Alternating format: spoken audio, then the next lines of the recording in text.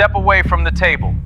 Excuse you, what's going on here? This is Brett Clubb, Chief Curator of European Paintings at one of the most respected museums in the country. For 12 years, people trusted this man with some of the most valuable paintings on Earth. And for at least 6 of those years, he was swapping the real ones out for fakes, selling the originals to private buyers while hanging copies so good that even other experts walked right past them. The total damage? More than $40 million in stolen masterworks. Dozens of forged paintings, some still hanging in galleries today. And when this case goes to court, Clubb is looking at charges that could lock him up for the rest of his life. So here's a question before we get into it. Do you think you could spot a fake painting hanging right in front of you? Most people say yes. Almost nobody actually can. That's the whole reason this story works. And it's exactly the kind of case we dig into on this channel. We cover real arrests, real con artists, and the small mistakes that finally bring them down. If stories like this keep you hooked, drop a comment with what you think gave Clubb away, let me know where you are watching from, and hit subscribe so you don't miss the next one. Because trust me, this case only gets crazier from here. Brett Clubb did not grow up around million-dollar paintings. He grew up in a small house outside Toledo, Ohio, where the smell of varnish and wood glue never really left the air. His father ran a small furniture restoration shop, the kind of place that fixed up old dressers and cracked cabinets for families who could not afford new ones. Money was always tight. There were no fancy vacations, no private schools, nothing handed to him. But there was the shop. Young Brett spent afternoons sitting on a stool in the corner, watching his father sand down scratches until they disappeared, mix stains until the new would match the old, and patch up broken pieces so well that customers could not tell anything had ever been wrong. His father used to say that the best repair work was the kind nobody noticed. If you did it right, nobody even knew you were there. That lesson stuck. By the time Brett was 11, he was not just watching anymore. He was copying old picture frames stroke for stroke, practicing on scrap wood with leftover paint. A neighbor once handed him a faded postcard print of a famous landscape, half as a joke, and asked if he could touch it up. Brett did more than touch it up. He repainted sections of it so closely that his own father held the two side by side under a lamp and could not tell which lines were new. Nobody thought much of it at the time. It just looked like a talented kid with a steady hand and a good eye. Looking back now, it was something else entirely. It was the first sign of a skill that would one day fool experts, auction houses, and an entire museum staff. By high school, Brett was sneaking into the local art museum on weekends, standing in front of old European paintings for hours, studying brushstrokes the way other kids studied sports highlights. He was not dreaming about fame. He was dreaming about mastery. He wanted to understand exactly how those old painters built color, layer by layer, until he could rebuild it himself. He had no idea yet that this same gift, the one that made his father so proud, would one day make him one of the most dangerous men inside a museum's walls. By the time Brett Clubb reached art school, his talent was impossible to ignore. While other students struggled to mix the right shade of brown, Brett could look at a 200-year-old painting and tell you exactly which pigments the artist used, just by studying how the light hit the surface.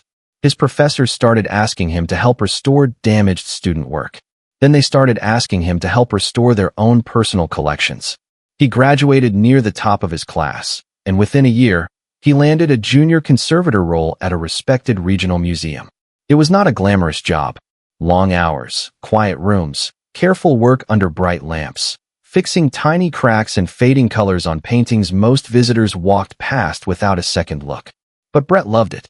He was good at it. And people noticed. His supervisors praised his patience. They praised his steady hands.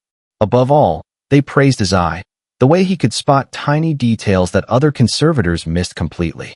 Within 3 years, he was promoted, then promoted again. Each new role gave him more access, more responsibility, and more time alone with paintings worth more money than his father's shop could earn in a lifetime.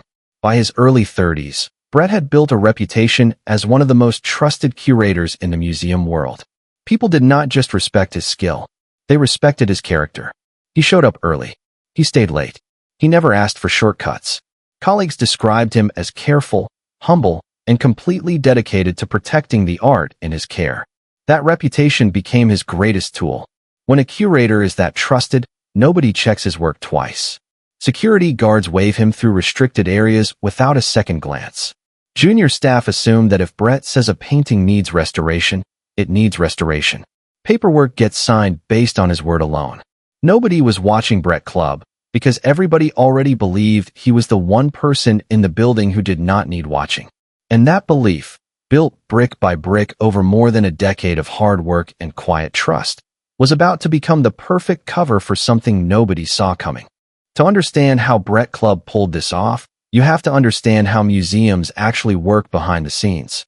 Most people think paintings are guarded like gold in a vault, checked and rechecked by machines and experts every single day. That is not how it works at all. In most museums, the person who decides if a painting is real, where it goes, and who gets to touch it, is the curator. Not a machine, not a committee. One trained expert, using their eyes, their experience, and their judgment. When a painting needed cleaning or restoration work, it was Brett who decided when it left the gallery wall and when it returned. He filled out the paperwork. He logged the dates. He chose which outside labs, if any, got involved. In many cases, the actual hands-on restoration happened behind closed doors, with Brett as the only witness to what really took place. Insurance appraisals worked the same way. Appraisers visited every few years, sometimes longer, and they leaned heavily on the museum's own internal records that Brett often helped create. If the paperwork said a painting was authentic and accounted for, the appraiser had little reason to dig deeper. Chain of custody logs, the official paper trail meant to track a painting's location at all times, depended on staff writing down the truth. Nobody assumed a senior curator would lie. This is the part most people never think about. Museums are built on trust, not constant inspection. There are far too many paintings, far too few staff, and nowhere near enough time to verify every single piece every single year. Somebody has to be trusted to tell the truth. In this museum, that somebody was Brett. Security cameras watched the public galleries. They did not watch the private restoration vault, the quiet room where damaged paintings waited their turn. That room had one key holder, Brett Club. So when an original masterpiece went into that vault for repair, and a nearly identical copy came back out months later, there was no system designed to catch the difference. No second expert checked his work. No outside lab verified the final result.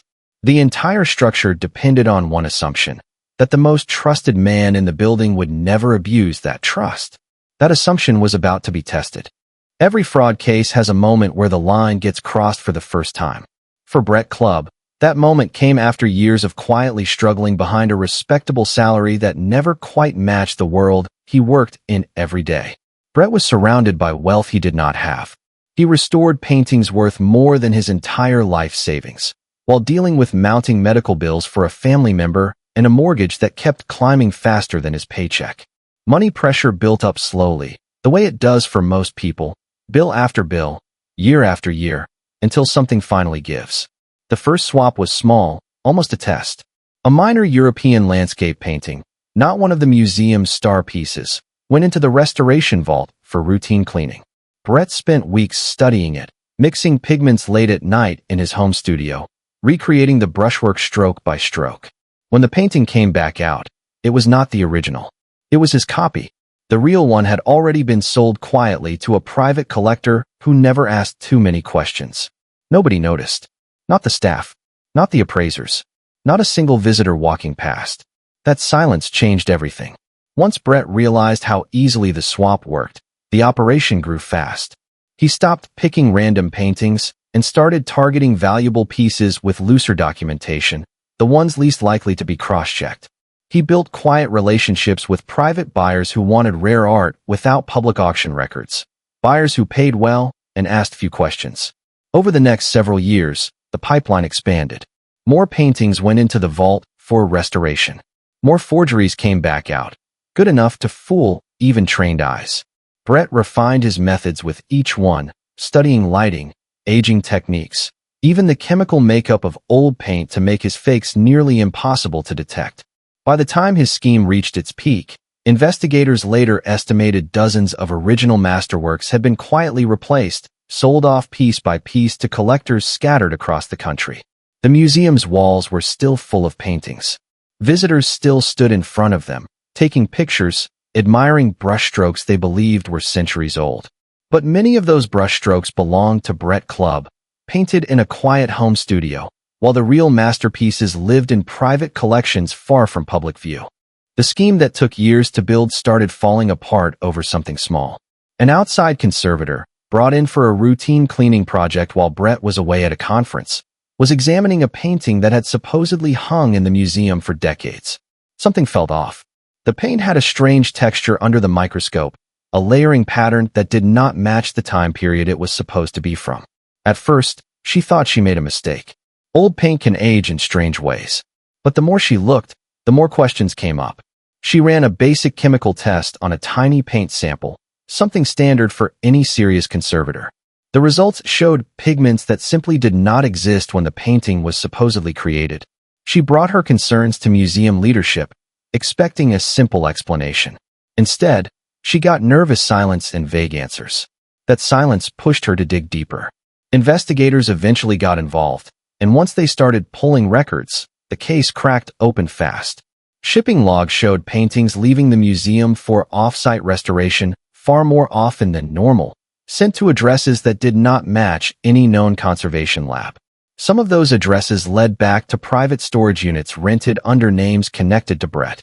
The real break came from a small notebook found during a search of his home studio, a coded ledger where Brett had quietly tracked his entire operation.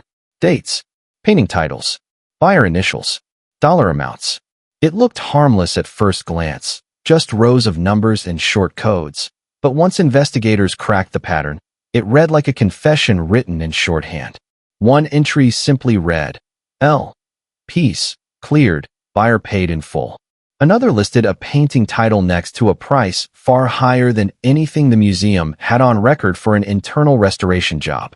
Bank records added the final piece, large wire transfers tied to private collectors, routed through accounts Brett had carefully kept separate from his regular museum salary.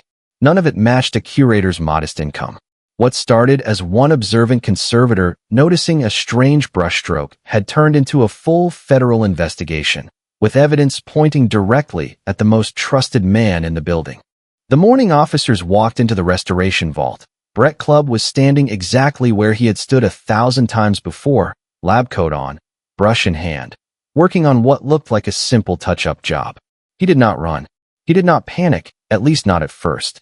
He just looked up, calm and composed, the same expression he wore every single day for over a decade. When the officer called him Mr. Holloway, Brett almost laughed. It was such a small mistake in a moment that was about to become anything but small. The moment he saw his real name on the paperwork, his face changed completely. The calm curator disappeared. What was left was a man who suddenly understood exactly how much trouble he was in. He said very little. A few short sentences about needing to call his lawyer. Then silence. The charges that followed were serious. Grand theft, forgery, wire fraud, multiple counts tied to individual paintings, each one a separate crime in the eyes of the law.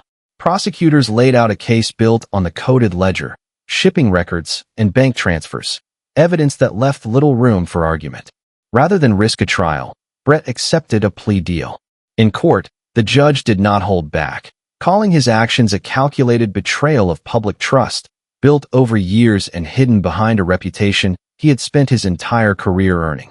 Brett was sentenced to over a decade behind bars, with a separate order to repay millions in restitution, an amount many doubted he could ever fully cover.